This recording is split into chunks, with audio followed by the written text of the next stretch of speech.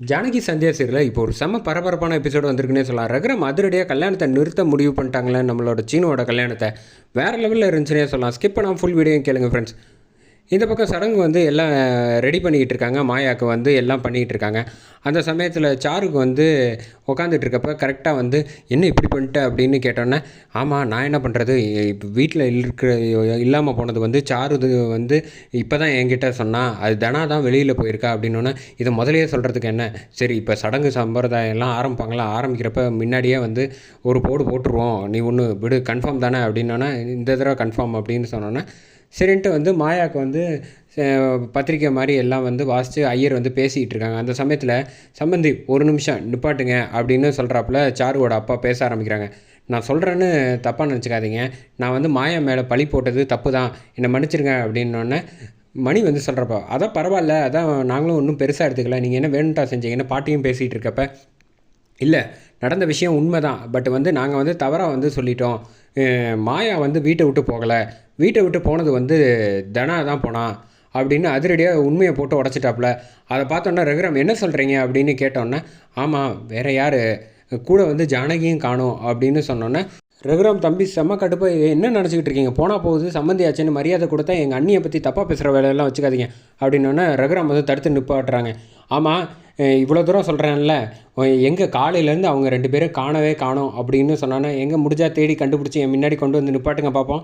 ஏன்னா முடியாது, அவங்க வந்து நான் ஒன்றும் பொய் சொல்லணும்னு அவசியம் கிடையாது, உங்களுக்கு வந்து உண்மையை வந்து நான் எடுத்து உரைக்கிறேன், அது உங்களுக்கு புரிஞ்சுக்கக்கூடிய பக்குவம் வந்து இல்லை, நீங்கள் வேணால் வீடு பூரா வந்து தேடி பாருங்கள் அப்படின்னு சொன்னோன்னே தேடுறதுக்கு வந்து ஆள் அனுப்புகிறாங்க நம்ம அவரோட தம்பியையும் சீனுவையும்.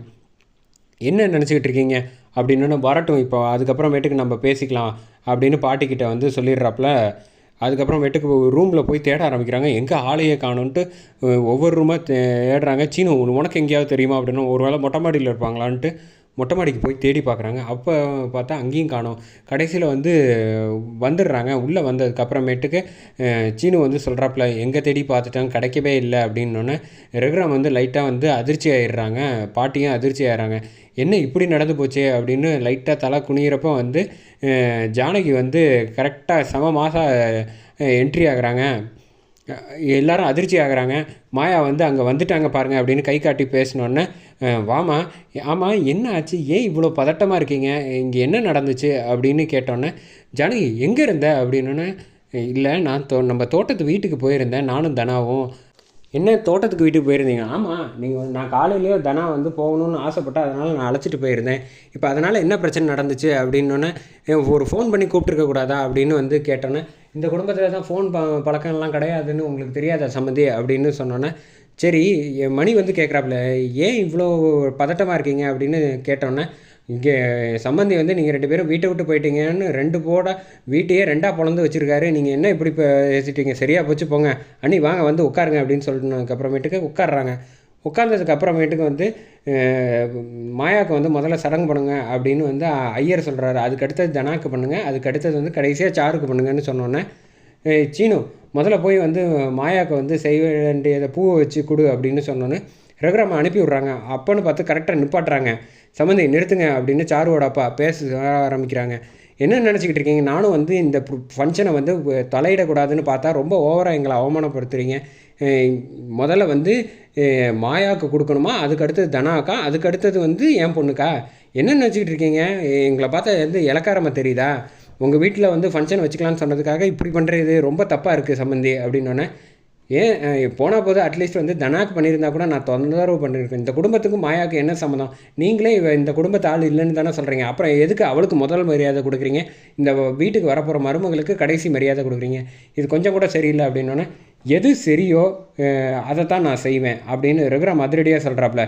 சீனு முதல்ல வந்து மாயாவுக்கு பண்ணு, அதுக்கு அடுத்தது மற்ற எதுவாக இருந்தாலும் பார்த்துக்கலாம் அப்படின்னு சொன்னானே, மாயாவுக்கெல்லாம் வந்து செய்யவே கூடாது, நான் செய்ய விட மாட்டேன், ஐயரே என்ன என் பொண்ணு வந்து இந்த வீட்டுக்கு மருமகளாக வரப்போ அவருக்கு முதல்ல செய்யக்கூடாதா அப்படின்னு மிரட்டினோன்னே, இல்லை உங்களுக்கு எது சரின்னாலும் செஞ்சுக்கோங்க, என் விருப்பத்தை நான் சொன்னேன், உங்களுக்கு எது தோதோ அதை நீங்கள் செஞ்சுக்கோங்க அப்படின்னு சொல்லிடுறாப்புல ஐயர்.